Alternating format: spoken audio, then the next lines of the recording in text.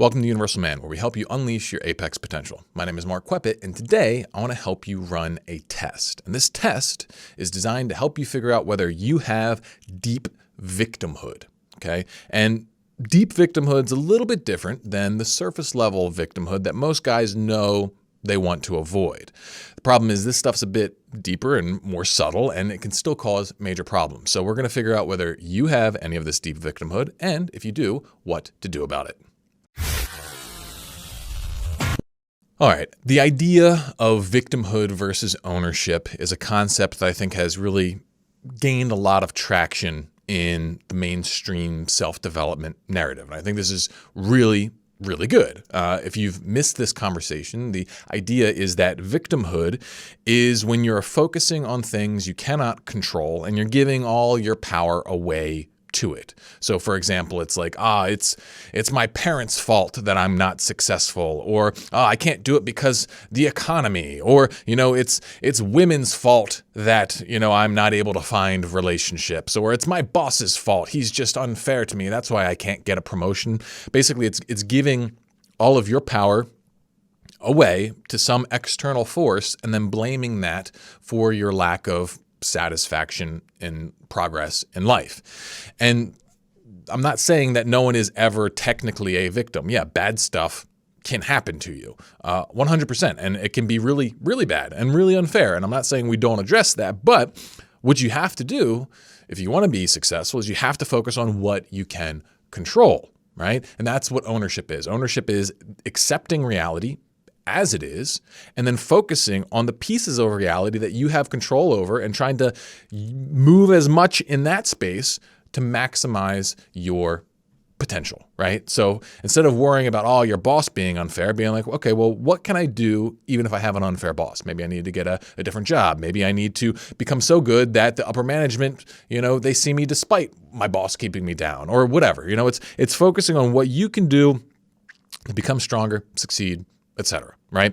And I think the majority of guys today, they got this. They know that they don't want to be showing up as a victim. Okay. And this is huge. This is big. Like if you harbor overt victim energy, then you're stuck. You're already pretty sunk. Okay. And so you got to really try and breathe that out of your mindset if you want to get anywhere.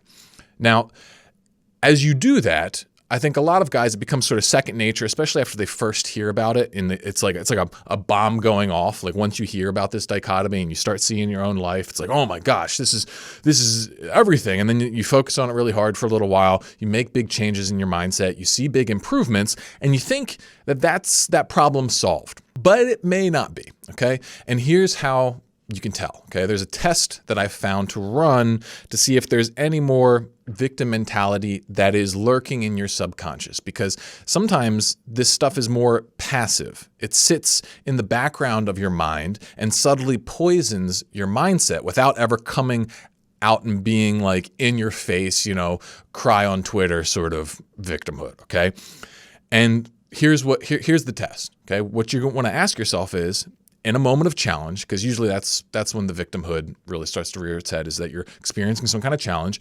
You want to ask yourself, what is the awesome opportunity for me in this challenge? That's it. What's the fantastic opportunity here? And you can tell if you've got victim energy if that question pisses you off, if it frustrates you, if it makes you want to roll your eyes, if it makes you feel defeated and sad, okay? Those are all signs that there is some kind of victimhood that's lurking in your subconscious. Because true ownership, all right, it doesn't mean you're always happy with what you're dealing with, but you always have your eye on what is the opportunity. What is it that you can potentially do? And that's where all of the energy goes. It goes, what can you maximize? What can you achieve? What are you aiming for? What are you hoping for? But if you're not doing that, then there's some part of you that's being beaten by circumstance, that's wasting energy on things you can't control. Usually what this shows up as is being at war with reality on some level or another. So for example, okay, let's say you lost your job. All right. If you lost your job and you ask yourself this question, well, what's the awesome opportunity here? and you just feel like you're frustrated and sad and upset and whatever, while that's completely understandable, there's victimhood going on here, because what you're doing is you're comparing your actual reality, you lost your job, to some fantasy where you didn't. And that's why you're upset. It's like, oh, I could have kept going. I could have been good. Stupid boss, blah, blah, blah, whatever it is. And you're putting energy into something you can't control, which is, you're at war with reality. And as long as you're wasting any energy being upset with how things are, then you're not putting that energy into improving how things are, right? And so the number one thing you got to do is you got to find what are these fantasy, what am I comparing my reality to, right? Because that's what keeps you from accepting it. And then, because once you accept it, then you can really own it. But you can't own it until you accept it. And so find what's the comparison here that you're creating that's trapping you as a victim to reality, a victim to circumstance. So for example, if someone's trying to quit porn, okay? If they're trying to quit porn and, they don't really see it as an awesome opportunity. They're like, it sucks. It's like, oh, my stupid parents, they just gave me unrestricted internet access. Or maybe they're not even thinking like that. That's more overt victimhood. Maybe it's just like, oh, this is a bummer. This is something I just got to get through and it kind of just sucks, whatever.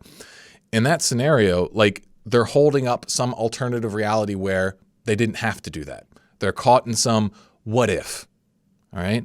And as long as there's energy in there, then that's preventing them from going all in and being like, dude, this is a fantastic opportunity to level up. Quitting porn, it's like weight training for my brain. It's like, I've got a weight vest on me and, I can go climb a mountain with it and come out on the other side 10 times stronger than the average individual, right? That would be a full ownership mentality of quitting porn. At least, that's the one that I prefer. Okay. There's other ways to construct it, but it's where you're no longer, there's no resistance between you and the reality that you're facing. So what I've found is that most of this subtle, deep victimhood energy, it comes from having expectations about how reality should be, which then prevents you from embracing and working with reality how it actually is. Okay.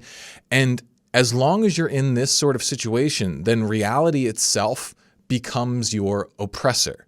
And you will experience this as just a subtle resistance, or sometimes very intense resistance, to embracing the opportunities in front of you. All right. It's like every set of circumstances is like life dealing you a whole new set of cards. But unlike actual cards, like some hands just suck in poker, right? Some of them just suck and you can't do anything with them. You're going to lose.